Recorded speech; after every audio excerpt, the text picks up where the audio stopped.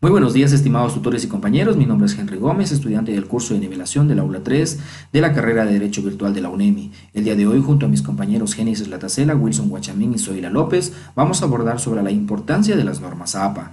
Este presente trabajo corresponde a la asignatura de Introducción a la Comunicación Académica y vamos a empezar con la primera parte, que es Introducción, Comunicación y Generalidades de las normas APA.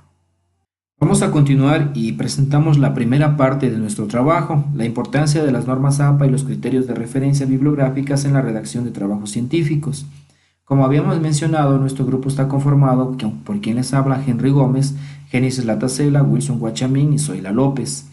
Vamos a empezar con las normas APA. ¿Qué son? Las normas APA es un conjunto de estándares creados por la Asociación Americana de Psicología con la finalidad de unificar la forma de presentación de trabajos escritos a nivel internacional, diseñadas especialmente para proyectos de grado o cualquier tipo de documentos de investigación. ¿Por qué usarlas? Para dar coherencia y uniformidad al trabajo de investigación, se trata de ayudar a los autores para que organicen mejor y fácilmente sus textos. Edición de las normas APA. Estas normas se actualizan cada cierto tiempo. Actualmente se encuentra en la sexta edición. Si su intención es hacer uso de una publicación a nivel internacional, lo más conveniente es hacer uso de las normas APA. Finalidad de su creación. Las normas APA empezaron a utilizarse para la citación de artículos en revistas psicológicas, sin embargo se ha ido adaptando para convertirse en un formato de citas y bibliografía para todo tipo de documentos, siendo este un estándar internacional. Generalidades de las normas APA.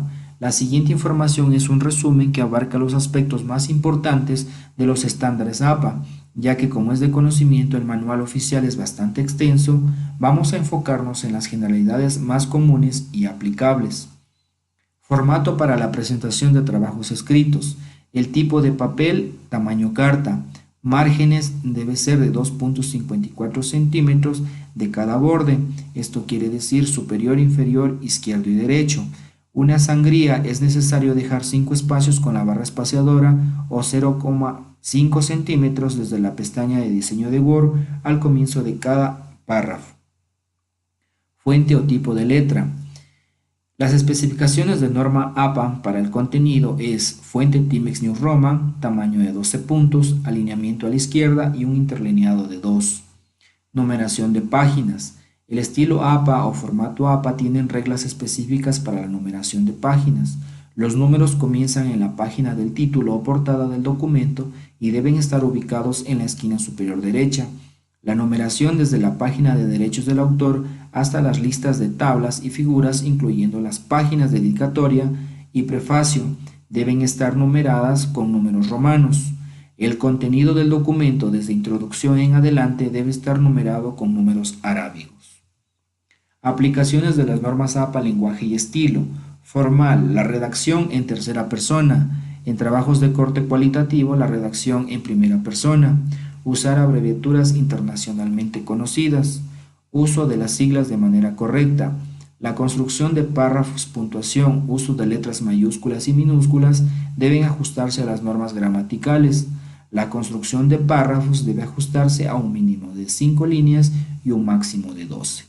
Hasta aquí nuestra presente intervención. A continuación, la compañera Génesis Latacela continúa con la segunda parte. Saludos cordiales, tutora Catherine Collantes y compañeros. Mi nombre es Génesis Latacela Cedeño y me toca exponer sobre el uso de títulos y las citas textuales y no textuales según las normas APA.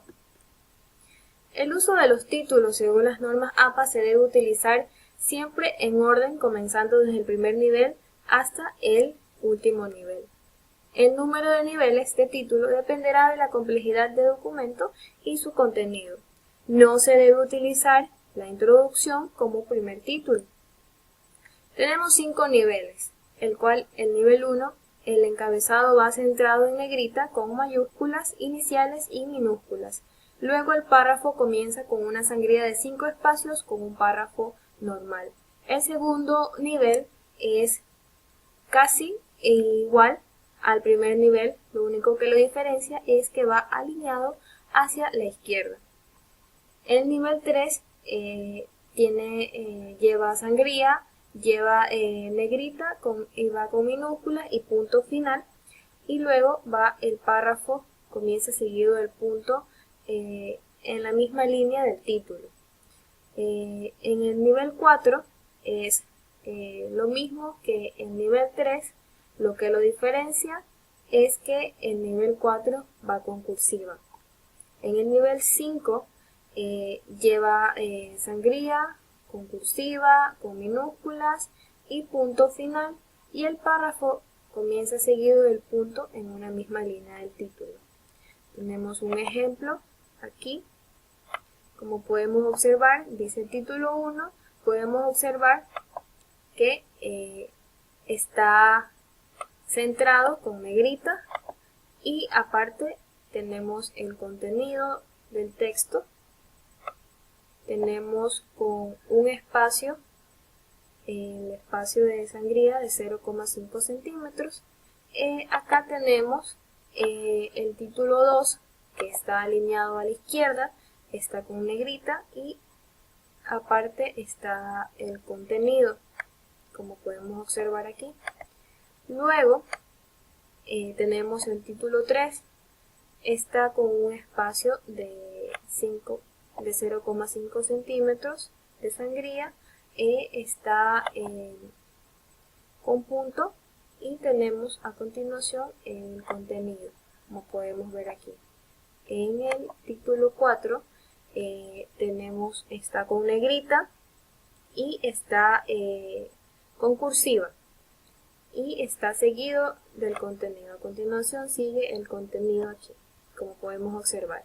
El título 5 es lo mismo, solo que este está sin negrita y a continuación tenemos también va seguido del contenido o texto, como podemos observar aquí.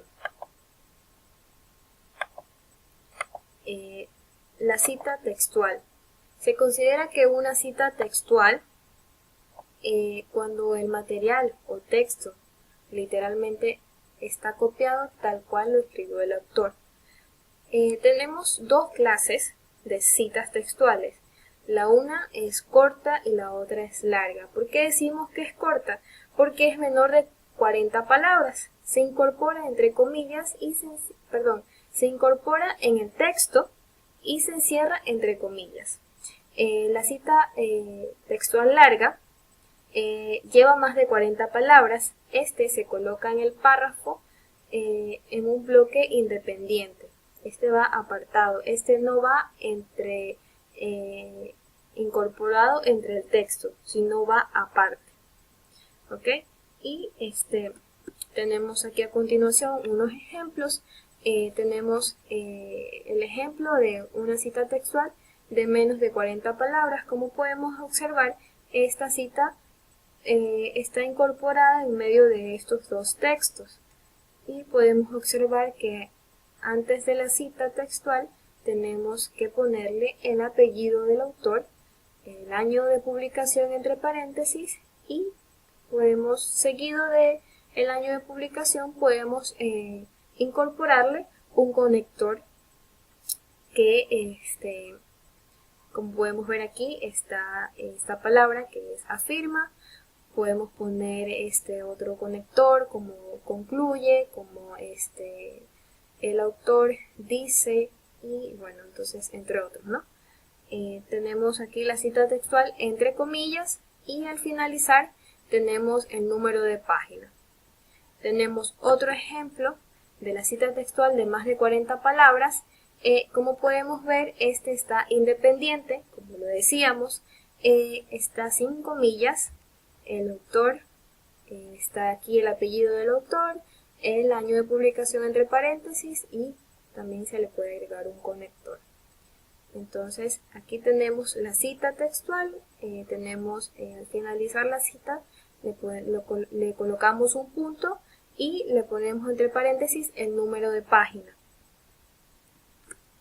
Las citas no textuales. Cuando se hace referencia a lo que alguien escribió, pero no se reproduce exactamente, también se llama paráfrasis. Se lo cita entre paréntesis y el autor y la fecha. Por ejemplo, aquí tenemos los elementos, la cual es el apellido del autor, seguido por una coma, el año de publicación, todo eso entre paréntesis.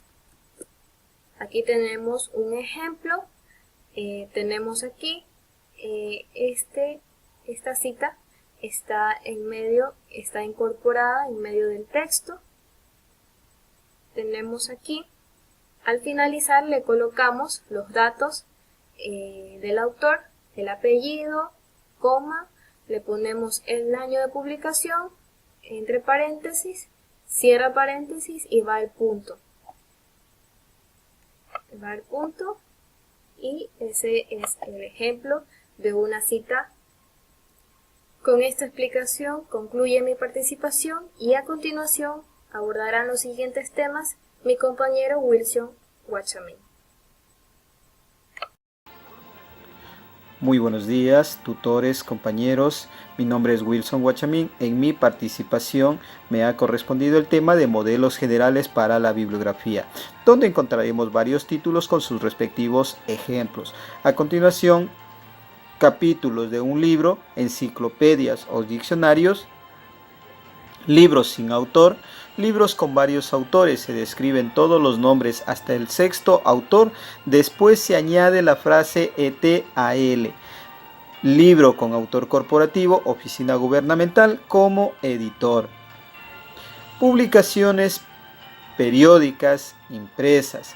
Formas básicas, donde llevará lo que es el autor, la fecha según aparece en la publicación, título del artículo, título de la publicación, volumen, número del ejemplar, páginas, ejemplo.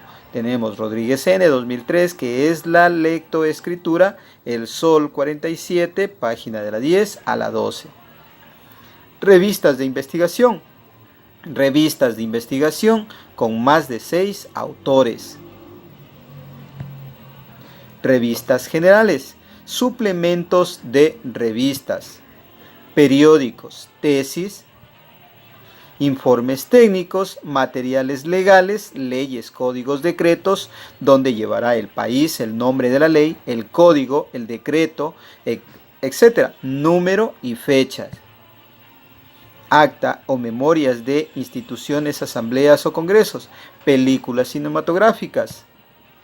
Grabaciones de música, forma general, que llevará el compositor, fecha de la propiedad literaria, título de la canción grabada por el artista, en el caso de que no sea también el compositor, en título del álbum, medio de grabación, disco compacto, disco, cassette, etc. Localidad, marca, fecha de grabación, si es diferente a la correspondiente a la propiedad literaria. Formatos básicos, artículos de internet basados en una fuente impresa. Periódicos, forma general. Artículos obtenidos de una base de datos de suscripción. La dirección completa URL no son dadas usualmente para las bases de datos, ya que no conducen al documento directamente. En vez de aquello, use el nombre de la base de datos como nos muestra nuestro ejemplo. Esta ha sido mi participación. A continuación. Buenos días, tutor y compañeros. Mi nombre es Zoila López. Siguiendo con la explicación, me corresponde a mí tratar el siguiente tema, como es modelos generales para la bibliografía de documentos de salida. Tenemos aquí un claro ejemplo donde vemos que para referencias a sitios de internet, artículos en línea y similares, el estilo APA tiene algunas reglas básicas, como es la de incluir la fecha de revisión. Solo cuando el contenido pueda cambiar, se debe incluir todos otros detalles relevantes para la búsqueda. Asimismo, se debe colocar el autor, nombre de usuario, fecha, título del documento, descripción del formato, nombre de la página web disponible en la dirección de la página web de consulta. Seguimos con la siguiente diapositiva, como es documentos en CD-ROOM. Estos están conformados por artículos de dominio público, revistas electrónicas o bases de datos libres.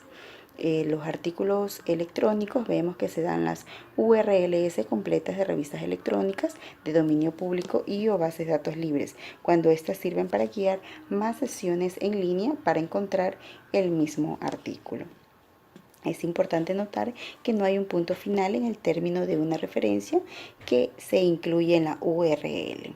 Asimismo, tenemos que para artículos de revistas debe de ir el apellido del autor, inicial del nombre, año, título del artículo, nombre de la revista, número de volumen de la revista, número de la página del artículo, que se parte con el nombre de él o los autores. Luego el año de publicación, que va entre paréntesis. Tenemos aquí 3 ejemplos. 2 de los últimos utilizamos referencias o terminologías donde se indica libros sin DOI y libros electrónicos con DOI asignado. Confirmemos qué significan estas terminologías, que es la de DOI y URL que tratamos en la diapositiva anterior. Actualmente gran cantidad de contenidos e informaciones se encuentran en documentos electrónicos o digitales, en miles de sitios web, bases de datos, bibliotecas digitales, repositorios de información, entre otros, que para identificar sitios web se utiliza un localizador de recursos conocidos como URL. Sin embargo, este protocolo no permite ubicar un recurso digital cuando éste ha cambiado de sitio electrónico. Muchos recursos digitales han sido etiquetados como un identificador único que crea un vínculo o un link único a ese recurso y no solo a la URL.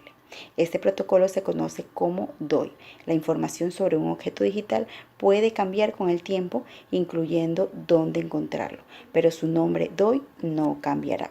Ahora que tenemos clara la terminología que significa URL y DOI, seguimos con los modelos generales para la bibliografía de documentos en línea.